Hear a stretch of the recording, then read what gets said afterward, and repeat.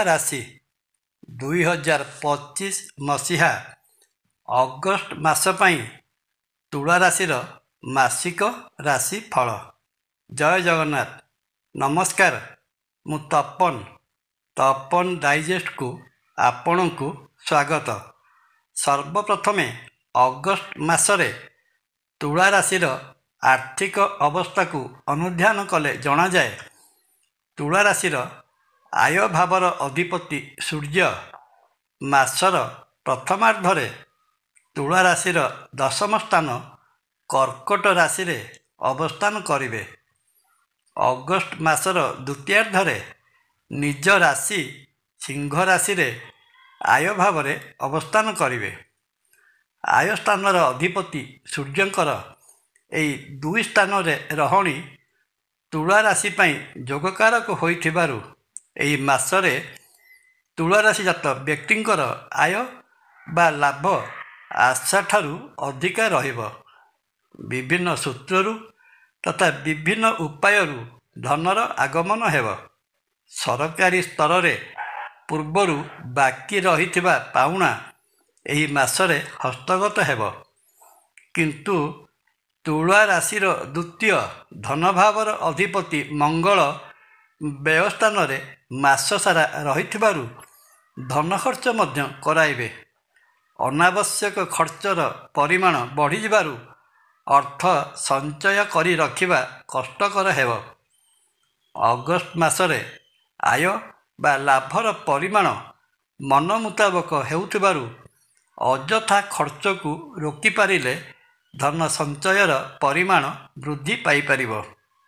August ମାସରେ ତୁଳା ରାଶିର କର୍ମକ୍ଷେତ୍ର କଥା ଚିନ୍ତା କଲେ ଜଣାଯାଏ ଯେ ଏ ମାସରେ ତୁଳା ରାଶିର ଦଶମ ବା କର୍ମକ୍ଷେତ୍ରରେ ମାସର ପ୍ରଥମାର୍ଦ୍ଧରେ ସୂର୍ଯ୍ୟ ଓ ବୁଧ ଅବସ୍ଥାନ କରିଥିବାରୁ ବାଣିଜ୍ୟ ବେପାର କ୍ଷେତ୍ରରେ ଭଲ ଫଳ ପ୍ରଦାନ କରିବେ।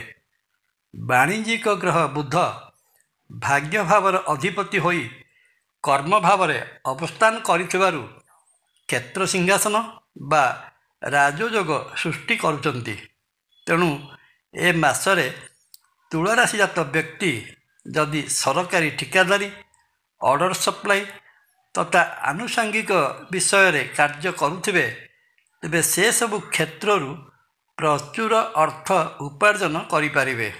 ପୁନଶ୍ଚ ବିଭିନ୍ନ ଫାଇନାନ୍ସିଆଲ ସଂସ୍ଥା ଯଥା share market, mutual fund, insurance ତଥା ବ୍ୟାଙ୍କ ପ୍ରଭୃତି ସଂସ୍ଥାମାନଙ୍କ ସହିତ ଜଡ଼ିତ ତୁଳା ରାଶି ବ୍ୟକ୍ତିମାନଙ୍କର ଅର୍ଥ ଉପାର୍ଜନ ଏ ମାସରେ ବହୁଗୁଣିତ ହେବାର ସମ୍ଭାବନା ରହିଅଛି। ଚାକିରି ବୃତ୍ତିରେ ରହିଥିବା ତୁଳା ରାଶିଜାତ ବ୍ୟକ୍ତି ଅଗଷ୍ଟ ମାସରେ ମନ ମୁତାବକ ଫଳ ପାଇପାରିବେ।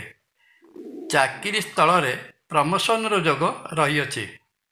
ସହକର୍ମୀମାନଙ୍କ ସହିତ ସୁସମ୍ପର୍କ ରହିବ। କିନ୍ତୁ ଷଷ୍ଠ ସ୍ଥାନରେ ରହିଥିବା ଶନି ଏବଂ ଦ୍ୱାଦଶ ଭାବରେ ଅବସ୍ଥାନ କରିଥିବା ମଙ୍ଗଳ ପରସ୍ପର ପ୍ରତି ଦୃଷ୍ଟି ପ୍ରଦାନ କରୁଥିବାରୁ ଚାକିରି କ୍ଷେତ୍ରରେ ବିନା କାରଣରେ ଉତ୍ତେଜନାମୂଳକ ପରିସ୍ଥିତି ସୃଷ୍ଟି ହୋଇପାରେ। କୌଣସି ଜଣେ ମିତ୍ର ଶତ୍ରୁତା ଆଚରଣ କରିପାରନ୍ତି। କିନ୍ତୁ ଶନି ଓ ମଙ୍ଗଳଙ୍କର ଦୃଷ୍ଟି ବିନିମୟ ଶତ୍ରୁତାର ଅନ୍ତ ଘଟାଇବାରେ ସାହାଯ୍ୟ କରିବ। ଅନ୍ୟ ଅର୍ଥରେ କହିବାକୁ ଗଲେ କର୍ମକ୍ଷେତ୍ରରେ ଶତ୍ରୁ ହେବେ ସତ, କିନ୍ତୁ ଶତ୍ରୁ ନିପାତ ହେବା ମଧ୍ୟ ସତ। ଅଗଷ୍ଟ ମାସରେ ତୁଳା ରାଶିର ପରିବାର ବିଷୟ ଆଲୋଚନା କଲେ ଜଣାଯାଏ, ଏ ମାସରେ ତୁଳା ରାଶିର ଦ୍ୱିତୀୟ କୁଟୁମ୍ବ ସ୍ଥାନର ଅଧିପତି ମଙ୍ଗଳ ଦ୍ୱାଦଶ ଭାବରେ ଅବସ୍ଥାନ କରିଥିବାରୁ ପରିବାରରେ ମତଭେଦ ଦେଖାଯିବ। ପୁଣି ବିଚ୍ଛିନ୍ନତାବାଦୀ ଗ୍ରହ ଶନିଙ୍କର ଦୃଷ୍ଟି ମଙ୍ଗଳଙ୍କ ଉପରେ ରହିଥିବାରୁ ପାରିବାରିକ ମତଭେଦ ପାରିବାରିକ ବିଶୃଙ୍ଖଳାର କାରଣ ହେବ। ପରିବାରରେ କଳି ଝଗଡ଼ା ଲାଗିପାରେ। ପୈତୃକ ସମ୍ପତ୍ତିକୁ ନେଇ ବିବାଦ ଦେଖାଯିବ। ବନ୍ଧୁ ପରିଜନମାନେ ଅସହଯୋଗ ମନୋଭାବ ଦେଖାଇବେ। ଏହି ସମୟରେ ଦାମ୍ପତ୍ୟ ସୁଖ ମଧ୍ୟ ପ୍ରଭାବିତ ହେବ। କିନ୍ତୁ ନୈସର୍ଗିକ ଶୁଭଗ୍ରହ ବୃହସ୍ପତିଙ୍କର ଦୃଷ୍ଟି ତୁଳା ରାଶି ଉପରେ ରହିଥିବାରୁ ଏହିସବୁ ଘଟଣା କିଛି ଦିନ ପର୍ଯ୍ୟନ୍ତ ରହି ଚଲାମେଘ ପରି ଉଭେଇଯିବ। ପ୍ରେମ ଓ ପରିଣୟ ଦୃଷ୍ଟିରୁ ଦେଖିବାକୁ ଗଲେ ଅଗଷ୍ଟ ମାସରେ ତୁଳା ରାଶିର ପଞ୍ଚମ ପ୍ରେମ ଭାବର ଅଧିପତି ଶନି ବକ୍ରି ଭାବରେ ଷଷ୍ଠ ସ୍ଥାନରେ ଅବସ୍ଥାନ କରିଥିବାରୁ ଲଭ୍ ଲାଇଫ୍ରେ ଥିବା ତୁଳା ରାଶିଜାତ ବ୍ୟକ୍ତି ଅନୁକୂଳ ଫଳ ପାଇପାରିବେ ନାହିଁ। ପୁଣି ଶନିଙ୍କ ଉପରେ ମଙ୍ଗଳଙ୍କ ଦୃଷ୍ଟି ରହୁଥିବାରୁ ଉଭୟ ପ୍ରେମୀ ଯୁଗଳ ପରସ୍ପର ପ୍ରତି ଆକ୍ଷେପମୂଳକ କଥା କହି ସମ୍ପର୍କଟିକୁ ବିଗାଡ଼ିବାକୁ ଚେଷ୍ଟା କରିବେ। ତା ସାଙ୍ଗକୁ ତୁଳା ରାଶିର ପଞ୍ଚମ ଭାବରେ ଅବସ୍ଥିତ ରାହୁ ପ୍ରେମ ସମ୍ପର୍କରେ ସନ୍ଦେହର ବୀଜ ବୁଣିବା ପାଇଁ ଚେଷ୍ଟା କରିବେ।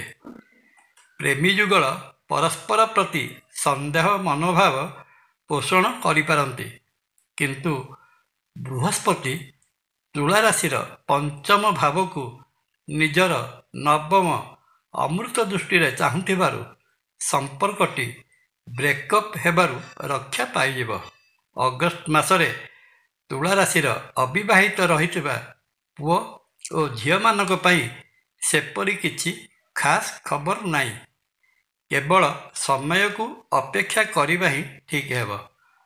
ଅଗଷ୍ଟ ମାସରେ ତୁଳା ରାଶି ଜାତ ବ୍ୟକ୍ତିଙ୍କର ସ୍ୱାସ୍ଥ୍ୟାବସ୍ଥା ସମ୍ପର୍କରେ ଆଲୋଚନା କଲେ ଜଣାଯାଏ, ଏ ମାସରେ ତୁଳା ରାଶିର ଷଷ୍ଠ ସ୍ଥାନରେ ଅବସ୍ଥାନ କରିଥିବା ବକ୍ରି ଶନି ତୁଳା ରାଶିଜାତ ବ୍ୟକ୍ତିଙ୍କର ଶରୀରରେ ବାୟୁ ବିକାର ଭଳି ରୋଗ ପ୍ରଦାନ କରିପାରନ୍ତି।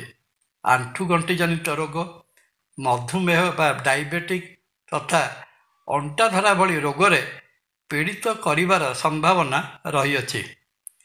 ବ୍ୟୟ ଭାବରେ ଅବସ୍ଥାନ କରିଥିବା ମଙ୍ଗଳ ଯାତ୍ରା ସମୟରେ ଦୁର୍ଘଟଣା ଘଟାଇବାର ସମ୍ଭାବନା ମଧ୍ୟ ଏ ମାସରେ ଦେଖାଯାଏ। ଏ ତ ଗଲା ମୋଟାମୋଟି ଭାବରେ ଅଗଷ୍ଟ ମାସ ପାଇଁ ତୁଳା ରାଶିର ମାସିକ ରାଶି ଫଳ। ମାସଟିରେ ରହିଥିବା ଅଶୁଭତ୍ୱକୁ ଦୂର କରି ଶୁଭ ଫଳ ପାଇବା ନିମନ୍ତେ ତୁଳା ରାଶି ଅଧିପତି ଶୁକ୍ର ମହାଗ୍ରହଙ୍କର ଆରାଧ୍ୟା ଦେବୀ ମା ମହାଲକ୍ଷ୍ମୀଙ୍କ ସହିତ ଭଗବାନ ନାରାୟଣଙ୍କର ପୂଜାର୍ଚ୍ଚନା କରନ୍ତୁ। ପ୍ରତ୍ୟୟ ଆଦି ଶଙ୍କରାଚାର୍ଯ୍ୟଙ୍କ ବିରଚିତ କନକଧାରା ସ୍ତୋତ୍ର ପାଠ କଲେ ଘର ଧନଧାନ୍ୟରେ ପରିପୂର୍ଣ୍ଣ ହୋଇଥାଏ। ପରିଶେଷରେ ଶ୍ରୀକ୍ଷେତ୍ର ପୁରୀରେ ବିରାଜିତ ମହାବିଷ୍ଣୁ ଶ୍ରୀ ଜଗନ୍ନାଥ ମହାପ୍ରଭୁଙ୍କୁ ଦର୍ଶନ କଲେ ରହିଥିବା ସମସ୍ତ ଦୋଷ ଦୂର ହୋଇ ମନବାଞ୍ଛିତ ଫଳ ପ୍ରାପ୍ତ ହୋଇଥାଏ। ଜୟ ଜଗନ୍ନାଥ। ଭିଡ଼ିଓ ଭଲ ଲାଗିଲେ ଲାଇକ୍, କମେଣ୍ଟ, ସବସ୍କ୍ରାଇବ୍ ଓ ସେୟାର କରିବା ପାଇଁ ଅନୁରୋଧ। ନମସ୍କାର। ତପନ।